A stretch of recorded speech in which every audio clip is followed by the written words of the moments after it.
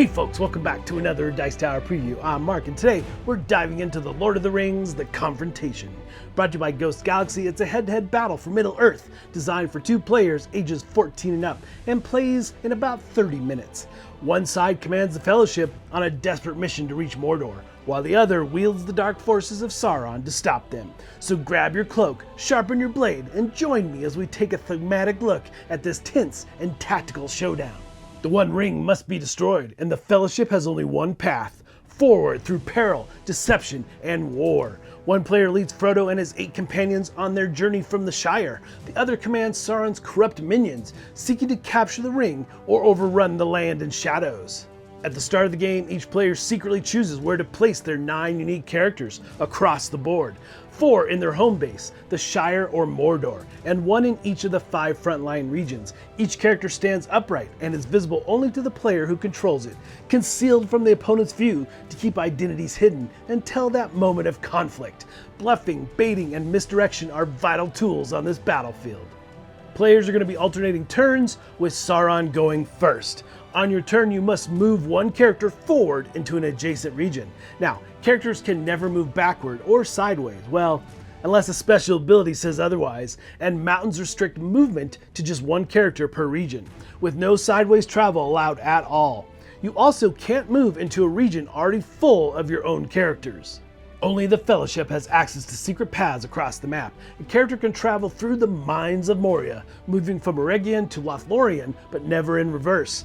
The River Anduin also allows Fellowship characters to sail downstream from Mirkwood to Lothlorien, or from Lothlorien to Rohan. These maneuvers are always considered forward movement and can be critical in outflanking Sauron's forces. So, when one of your characters moves into a region occupied by an enemy, well, battle begins. Of course it does. If there are multiple defenders here, the attacker randomly selects one if they're unrevealed, or chooses among revealed targets. But both players then reveal their battling characters and resolve any immediate abilities. The Fellowship characters' effects are resolved first, followed by Sauron's, unless the Warg is involved, which suppresses Fellowship powers entirely. And there are some characters like Gimli or Merry that can instantly defeat specific foes before combat even begins. Others like Frodo may try to retreat at the start of the battle. Retreats are allowed only into legal regions, never backward through Moria, never upstream, and never sideways in the mountains. And in these battles, if no one is defeated, from the abilities alone, both players secretly choose a combat card and reveal them simultaneously. Some cards are strength-based, others trigger special effects. Text cards resolve before strength, with Sauron cards going first. Strength values from the card and characters are totaled, and the lower number is defeated. In a tie, both are removed.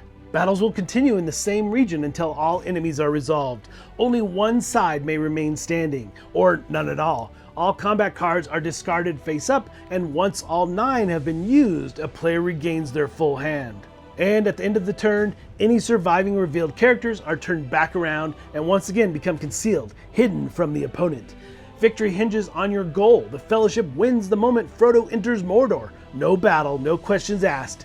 But if Frodo is defeated along the way, the Dark Tide wins. Sauron also wins if he can get 3 of his characters into the Shire, or if the Fellowship becomes immobilized and can no longer move forward.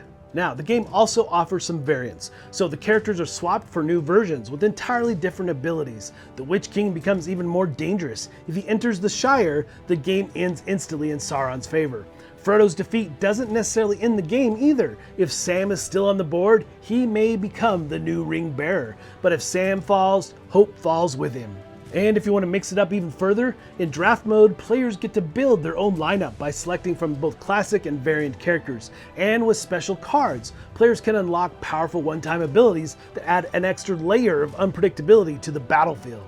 So, in just 30 minutes, the Confrontation delivers the essence of Tolkien's saga: hidden identities, cunning maneuvers, desperate showdowns, and last chance heroics. Whether Frodo sneaks through unseen or the Witch King strikes the final blow, no 2 games will ever play the same.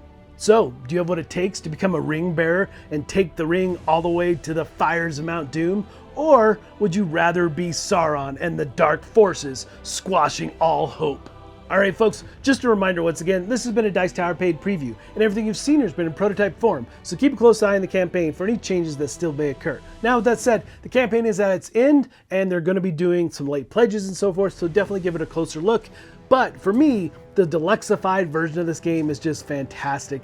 I love the game, and it's been around for a while, but they've done such a good job, and you really do get a sense of taking the ring to Mordor in this battling back and forth. Lots of interesting cards to come into play, the different abilities of the characters and how you wield them is going to be key. And I like the new maps as you move through the different terrains and all the familiar things of Tolkien's world. And any chance I get to travel and play in this world of Tolkien's, sign me up. There's the massive super deluxe version, which looks amazing. So if you want to take a look at that, definitely give it a closer look. But folks, ultimately, if this looks like something of interest to you, I'm sure they'd appreciate your support. So I think that's it for me. And until next time, we'll see you at the table.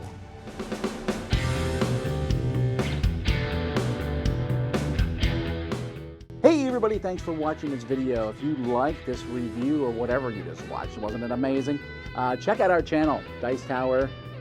We have all kinds of things. We review games, we do top 10s, we play games live. It's all about board games, but especially the people who play them. Check out Dice Tower YouTube channel.